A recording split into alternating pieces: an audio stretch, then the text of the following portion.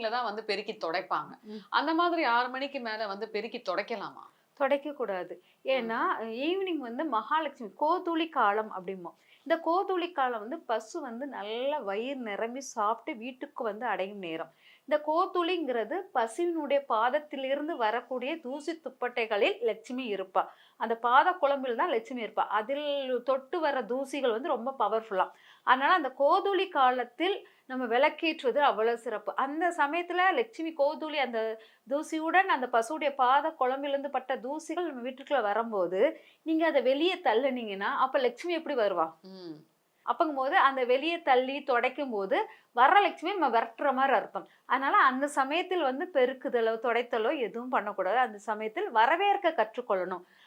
விளக்கேற்றுதல், நறுமணமான பொருட்களை வைத்து வீட்ட இது பண்றது, பூக்கள் வைத்து அலங்காரம் பண்ணுவது, மகாலட்சுமியை நிலவாசலில் அலங்கரிக்கிறது, மகாலட்சுமி முத்தத்தை வந்து பார்த்து அத வந்து கோலம் போட்டு வைக்கிறது. இதெல்லாம் மகாலட்சுமி வரவேற்கும் விதமாக இருக்கணும் ஒழிஞ்சு, தள்றது இருக்கவே கூடாது.